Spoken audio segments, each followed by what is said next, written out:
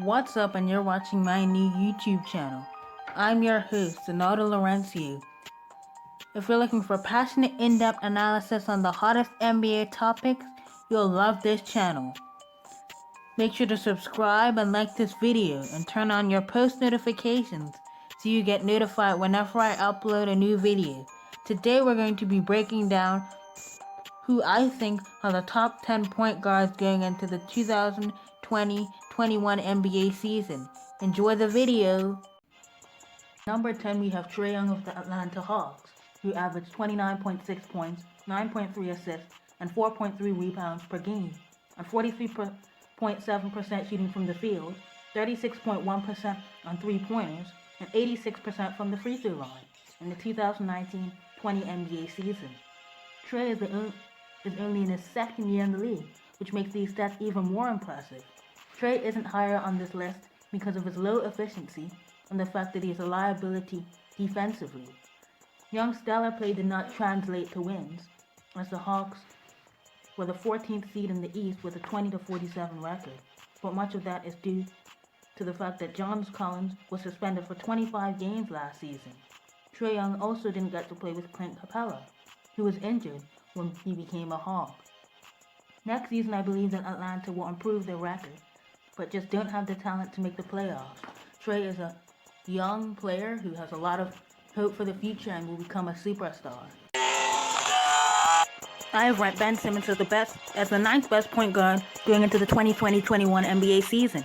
Ben averaged 16.4 points, 7.8 rebounds, and 8 assists on 58% shooting from the field and 62.1% shooting on free throws. Ben Simmons made 28.6% of his three-pointers but only took 7 total. At 6'10", 240, Ben is a monster inside the paint, but I think he needs to be more aggressive. He's a good ball handler, he's a great passer, and plays defense at an all-NBA first-team level, and I can definitely see him becoming a future Defensive Player of the Year. The massive hole in Simmons' game, of course, is his outside shooting. He is yet to develop a reliable jump shot through his reliability from outside the paint, which makes him a lot more predictable and easier to guard. To become a superstar, Ben will have to develop an outside game and become more aggressive. Coming into the 2020 NBA bubble, I had Russell Westbrook ranked as the 4th best point guard in the league. But due to a horrible postseason for Westbrook, he takes the number 8 spot on this list. He posted averages of 27.7 points, 7.9 rebounds, and 7 assists on a great 47.2% field goal shooting, especially for him, and a not so good 25.8% three-point shooting and 76.3% shooting from the free throw line in the regular season. He was actually very good in the regular season, a lot better than years previous that I've seen. But in the playoffs, it was a different story for Russ. He put up an 18.7 rebound and 4.6 assist stat line on 24.2% shooting from three-point range and a very inefficient 42.1% from the field. In the second round, Houston faced off versus the Lakers, and this is where Westbrook was especially bad. Russ averaged less than 20 points per game and over 4 turnovers and a very inefficient 41% from the field. In Game 2, Westbrook had 10 points on 26.7% field goal shooting, and in Game 5, he had 10 points on 30.8% field goal shooting. In both games, he hit a combined 33% of his free throws. Westbrook's nuclear athleticism and ability to get to and finish at the rim makes him a bona fide all-star, and I think he is overrated and choked in the playoffs. Russ is a terrible shooter and exerts little effort on defense. When the stakes get high, Westbrook tends to underperform, and I'm convinced he's just not a winning player. Chris Paul was one of the biggest surprises of the 2020 NBA season. I didn't think I'd be saying this, but I would rank CP3 over Russell Westbrook. CP3 is a better defender and passer than Russ, while being more efficient and well-rounded offensively. Chris Paul has an excellent mid-range game and is specifically deadly from his elbow jumper, unlike Russ, and can shoot threes. Paul is an incredibly clutch player unlike Westbrook and a great leader. Chris Paul averaged 17.6 points, 6.7 assists, and 5 rebounds per game on 49% field goal shooting and 36.5% three-point shooting, and 90.7% free throw line shooting during the regular season. And I'm sure Chris Paul could be a 25-point per game scorer in the league if he took a few more shots. He was the best closer in the whole league during this time frame, and led OKC to the 5th seed in a stacked Western Conference. Let's be honest, most people didn't expect OKC to make the playoffs. But thanks to CP3 and his leadership, they did it. In the first round versus the Houston Rockets, Paul's former team, he averaged 21.3 points per game, 5 assists per game, and 7.4 rebounds per game on a very efficient 49% field goal shooting. He hit just over 36% of his three-point shots in the series. In Game 6, he had 15 points in the fourth quarter and 28 for the game to force a Game 7 against Houston. OKC ultimately lost in Game 7, 104-102, but despite a double-double performance from Paul. But this season was an ultimate success for Paul. Everybody counted him out this year, and this year he really proved himself, and now different teams around the league, including the Lakers and the Bucks, are going after him in this offseason. We'll see what happens. But Chris Paul proved us wrong. Jamal Murray comes out at number 6 on this list.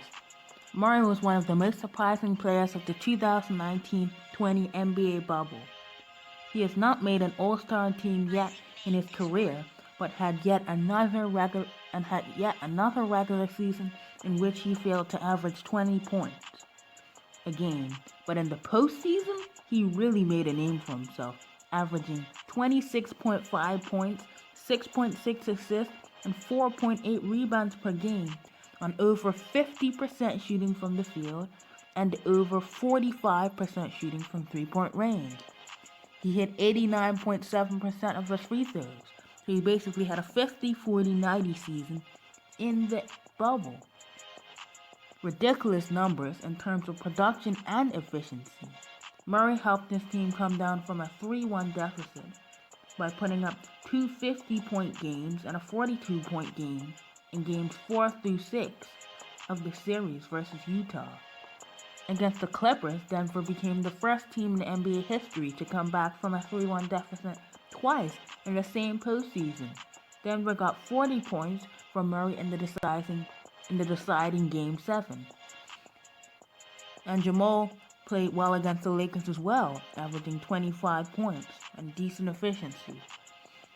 If Murray continues his great play into the next year's season, he will be a bona fide All-Star and may even make an All-NBA team. This guy's young and is a talent to watch for the future.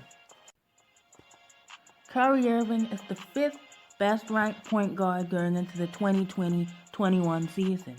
Kyrie barely edged out Murray on this list because he is slightly more talented, in my opinion, offensively. Kyrie may be the best ball handler of all time, and to me he's the NBA's most entertaining player. In the 2019-20 NBA season, Kyrie was injured for much of the year, and he did not play in the bubble.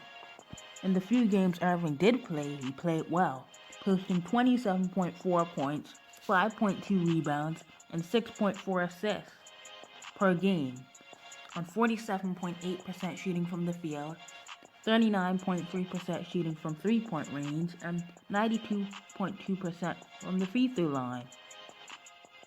Irving has the talent to be a bit higher on this list, but he has a bit of an ego and is a bad leader. He often has a negative effect on his team. We saw how that turned out in Boston a season ago.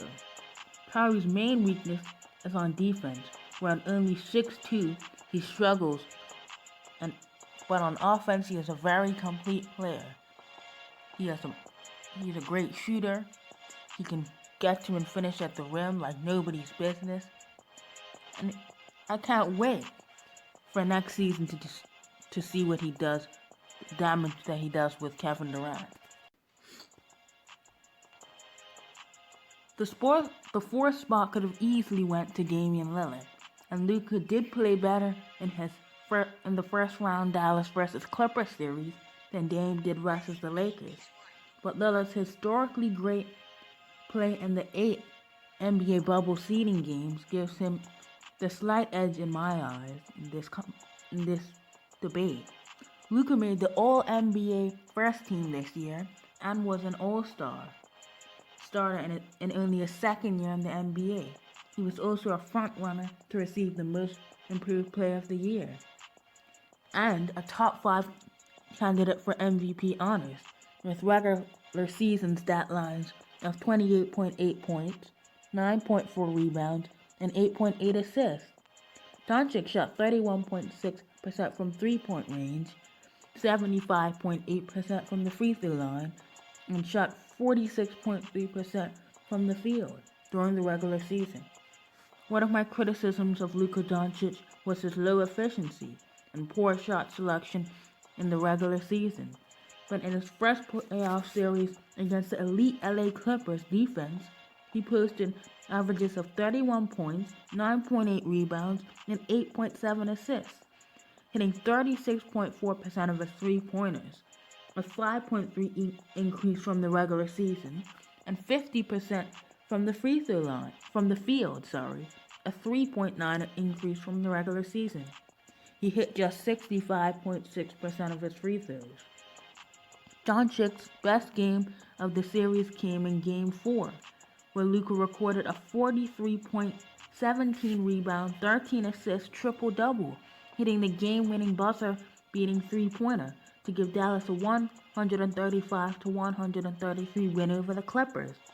Dallas ultimately lost the series in 6 games, but this year, Luka proved himself to be a top 10 player in the whole league at only 21 years old. And Doncic has a few parts of his game to work on, such as his terrible defense this offseason. But I see him being the best player in the world once LeBron James is retired, and the face of the league, ultimately, not Giannis Antetokounmpo. I will concede that Luka Doncic is a better passer than Damian Lillard, but Dame is the better shooter and overall scorer in my eyes, which is why he takes the number 3 spot on this list. The 2020 NBA season was Dame Time's best year yet, as he put up an MVP caliber regular season, averaging 30 points, 4.3 boards, and 8 assists per night.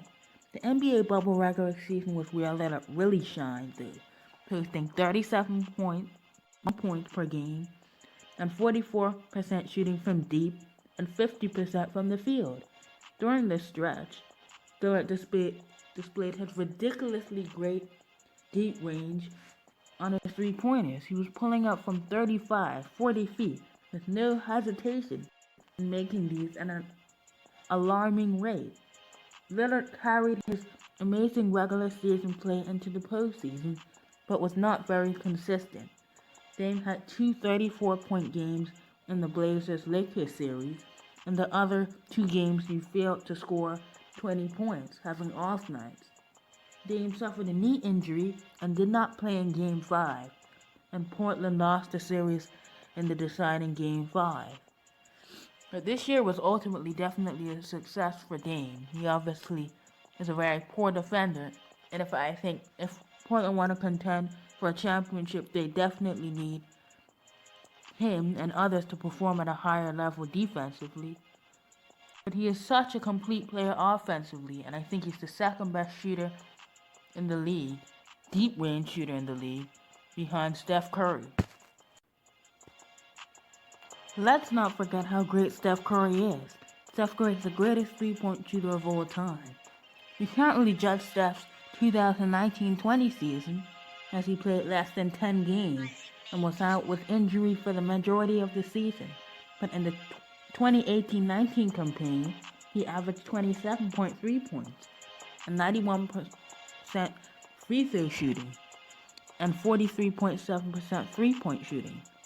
Curry sacrificed being in contention for the regular season MVP honors when KD was playing for the Golden State Warriors, and I'm sure he'll be a contender for MVP this year, with Durant now in Brooklyn. With Clay, Dre, and Steph, That will make Golden State a serious threat in the West, and it all starts with Curry, the face of this franchise. He ranks at number 2 on this list. LeBron James had a great regular season, having 25.3 points, 10.2 assists, and 7.8 rebounds during this time frame, and 49.3% shooting from the field, 34.8% shooting from three-point range, and 69% shooting from the free throw line. I personally thought he should have been MVP, but the war went to Giannis. He was second in MVP voting.